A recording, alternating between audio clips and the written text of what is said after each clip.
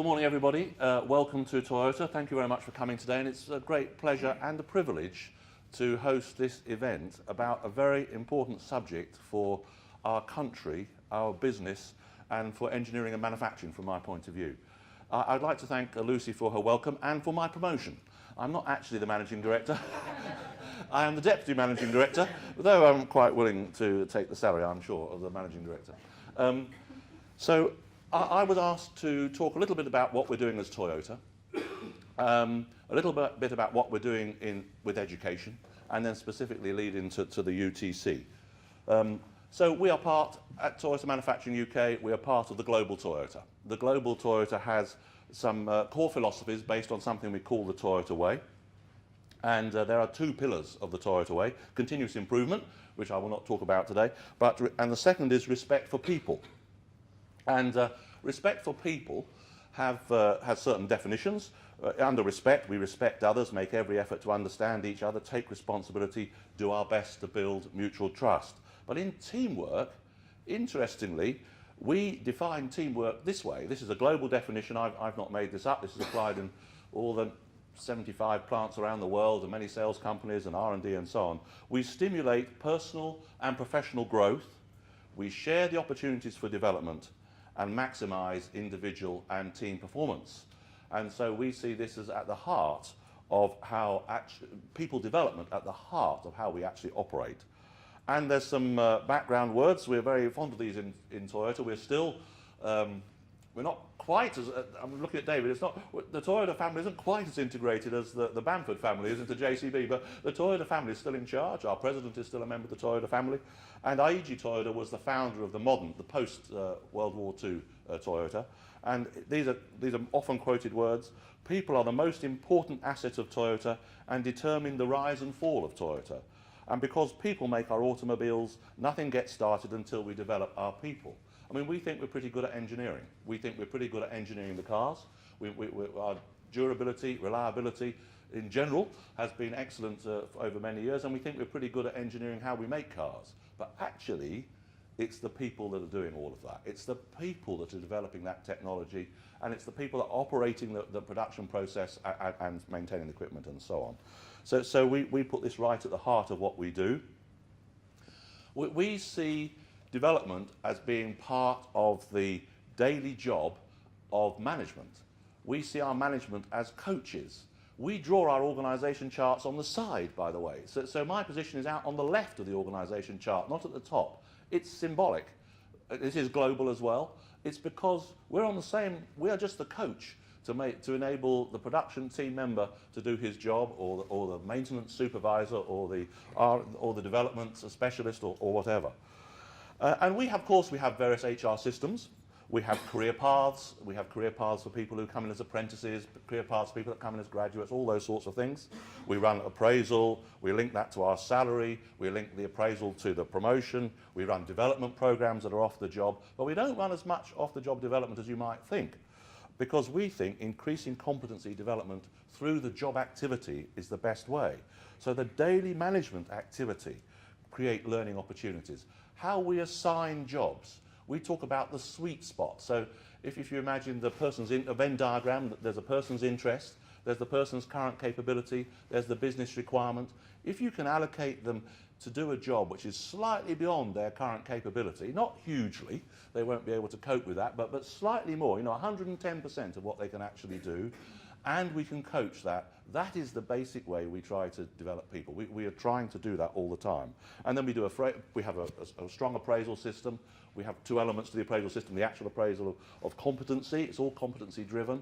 And we also have a kind of career aspiration, and we discuss about next job move and so on. Even the production team member on the production job, every person has an objective and every person has an appraisal. There's just typically one objective for a production team member. In my case, it's somewhat more. And we challenge, we have another thing, by the way, that nobody should be able to achieve all their objectives. If we can, we criticise their boss for making them too easy, is a famous thing we say. So we try to have, these are, I'm trying to give some indication of the practical ways we actually drive development through the daily job. And this is not meant to be readable, obviously not, but this is the career path for a production team member up to through the main block sort of vertically is there's a team member, team leader, group leader, and what we call section manager, the sort of emperor of the shop floor, so somebody who's running the whole of the assembly shop on night shift or something like that.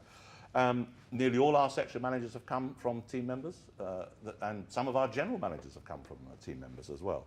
And there are various, we have a rank system, and the little slots at the top are various off-the-job inputs. And this is all competency driven. We have competency-based development, and this is the career progression map. All is based on competency, and we try to integrate theoretical skills. So we teach problem solving. Problem solving is our basic skill, how you can do everything. You can't get promoted until you've completed a problem solving module and made an improvement on your process. You can't become a director of Toyota anywhere in the world unless you do a we call it visionary problem solving, solving a problem that's coming up in the future, not waiting for something that happened, and go and present it to a vice president in Toyota in Japan. So it's the route. And that's another point as well, of course.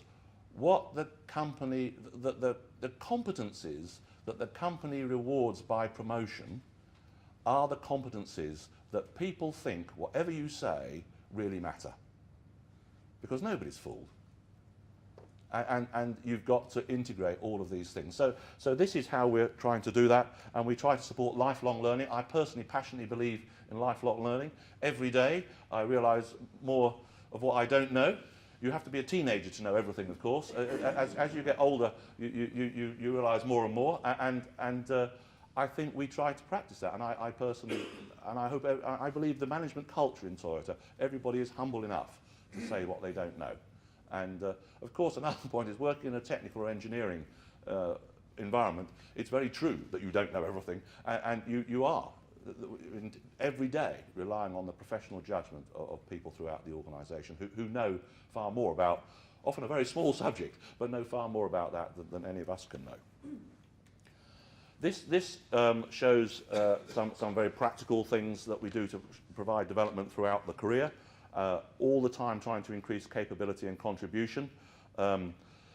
At the process level, we do and the basic process skills, we do level 2 apprenticeships. I'll talk about that. We do level 3, there's level 4, we have accredited leadership programs, we have advanced technical skills, we do undergraduate program, we do, this will be very familiar to many people in the room, but we have professional development, which is running through your life as well, including, of course, things like IMECE, but also more advanced than that. We have graduate programs. We have internal graduate program. In other words, you can come as an apprentice and go through, and, of course, management development.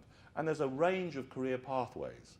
One of the things, actually, just to digress slightly, but one of the things I think important for today is to give the value to the career pathway which enables a person to be a highly skilled technician on the shop floor.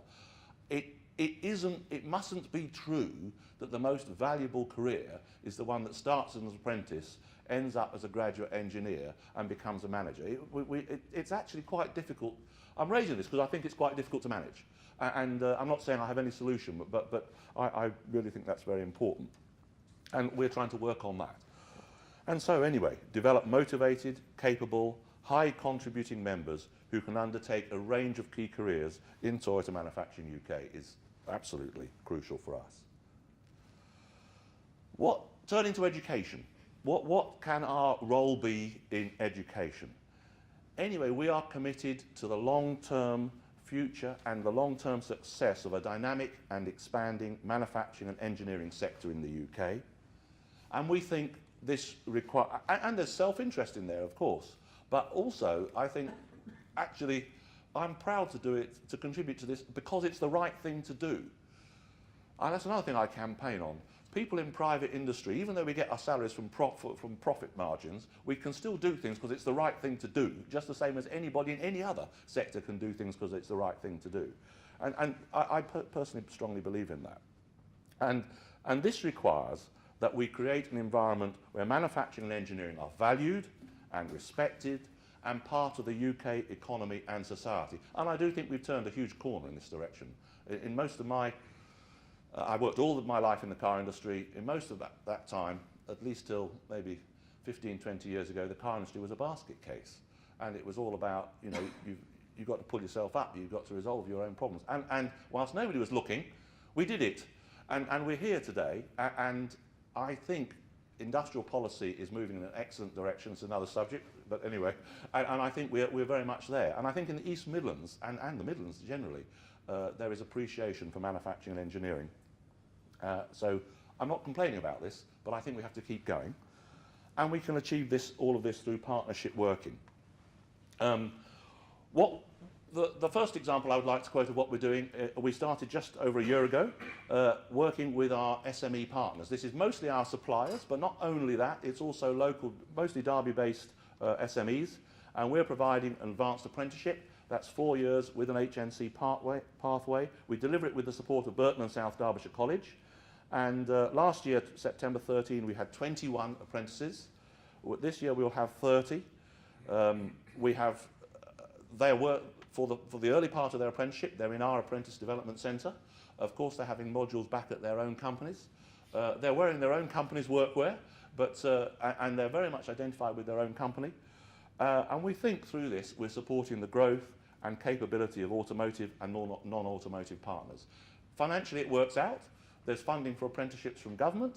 The companies themselves have to make a small contribution. To be honest, it's nothing compared with, and it wouldn't be practical for these companies to run their own apprenticeship program. So we're carrying a lot of fixed cost, but actually we had that anyway. We also develop our agency staff. We need to have a proportion of the staff as agency. We use a company called Blue Arrow. One thing I think we're unique, and again this works out financially, you've got to set yourself up to do it. We provide intermediate apprenticeships, level 2. We've got 600 have been completed so far. It's an NVQ in business improvement techniques. Also is provided a level 2, that's a diploma. 80 have completed so far. And yes, some of those people leave, but they're transferable skills for UK PLC. Indeed, in general, the agency people do turn over. Again, delivered with the support of Burton and South Derbyshire College. And again, I think this is something which larger employers can contribute. And in general, regarding development of young people, our aim is to ensure STEM subjects are promoted for young people choosing options. We inspire young people through STEM showcase activities. Absolutely, we can't force young people to choose STEM subjects. I couldn't force my own children to choose STEM subjects, to be perfectly honest. One did. What we have to do is make it appealing and aspirational. And the youngsters themselves have to think, this is something I would like to do with my life. This will provide me with an interesting career, a good salary, and challenging and personal development throughout my life. So we're trying to do that through some showcase activities. We would like to raise the profile of vocational education. Let me just clarify this. This is not in any way to try to reduce the strength or the capability of UK academic education, which is good. And we should keep that and improve that. But what we do need to do is bring up the vocational education profile and the status. We hear about people who in families are very proud of their first in family. The first in family, it means to go to get a degree. I would like first in family to go and get an apprenticeship. I'm saying that just to encapsulate in a few words. I think that would be great. I think we're a long way from that, but that sort of status we need to bring back. And this is all flowing to where we're ending at the end. And we want to make a career in manufacturing and engineering aspirational. Another thing we're doing is we are supporting the UK Skills Show. This started 2 years ago. The third one is coming up, basically to support the UK skills agenda. As you probably know, tens of thousands, maybe hundreds of thousands of young people attend this skills show in Birmingham. We are a feature area in the manufacturing zone with our colleagues in TGBR sales and also with some of our supplier partner companies that I was talking about just now. We have a go activities. This is very popular. Not so many people did. They can try and do various things. Meet the apprentice. And that's another issue, isn't it? Well known. But anyway, the best way to attract other young people is to meet young people, to meet apprentices who are doing well. We have some spotlight speakers, some people like myself, and we try to promote manufacturing and engineering careers. And actually, some of our apprentice teams are now competing in the skills competitions, and we have some areas in which we are strong, and we like to think we will do well. We also participate in young engineers clubs in local schools. Our engineers go out, these are lunchtime or after school clubs. They have some experiential engineering projects and they look like great fun, making go-karts and things. We have a showcase event here in this hall where they bring what they've made. We review them with some of our top management and we promote engineering careers. We also participate in the government Sea Inside manufacturing. We had 250 pupils visited last time from 8 schools in the Derbyshire, Staffordshire area. We do a manufacturing plant tour. We do experiential hands-on engineering activities, and we try to, anyway, support and show practically what it's like to work in manufacturing. We also have a school visit program where we go out to local schools. We visited 25 last year, providing information, advice, guidance, including things like CV design. In 2014, we've been a bit slow about this, but we introduced a work experience program for Year 10 students. And also we do something which is quite close to my heart personally, working with something called the Foyer Foundation. This is with, we're actually working with YMCA in Derby and also in Stoke for disadvantaged young people who are homeless, or would be homeless if they weren't in the YMCA, and sponsored actually by our National Trade Federation association called the SMMT. We're developing some program to provide basic skills. I thought when we started it would be like mechanical engineering skills, but it's not. It's really basic life skills like get up in the morning, etc., which doesn't seem difficult to us, but maybe be difficult. Well, I've been very proud to be involved with the JCB Academy. It says UTC here. I see David sitting in the audience. He always tells me he's not a UTC. But anyway, I didn't make these slides, by the way, but I take responsibility.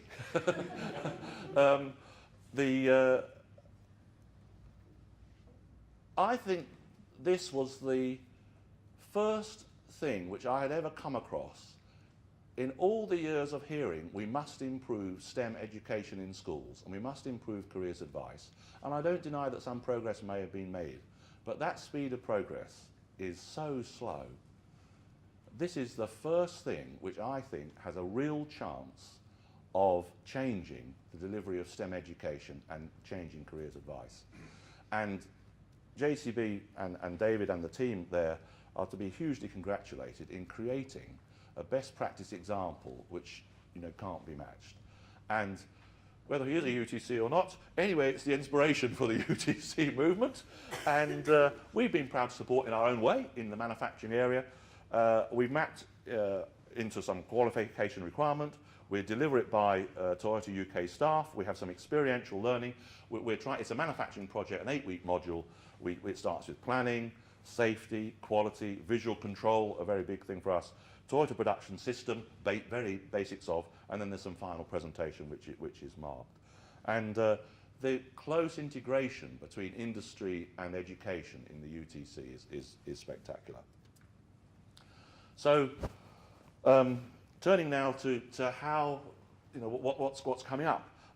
Darby UTC, we are an employer sponsor. We're very proud that Derby University, of course, and Rolls-Royce are leading, which I think is exactly right in this area. And we're part of the project steering group, which is doing these sort of things, designing the building, staff recruitment, some promotional activities, involved in designing design and curriculum group for those things mentioned there. And we think this facility is critical to supporting a vibrant manufacturing and engineering sector for all stakeholders here in Derby, or here in our region, here in Derbyshire, Staffordshire. And I genuinely believe, as I said, that UTC is the first thing with a genuine chance of making a real difference at a reasonable speed of progress. We're in engineering. We don't expect things to happen overnight. We're fine that things take several years, but we have to be moving forward, and we have to be getting there, and we have to be getting towards a goal. Thank you very much. Oh, perhaps I should have kept it on the previous one.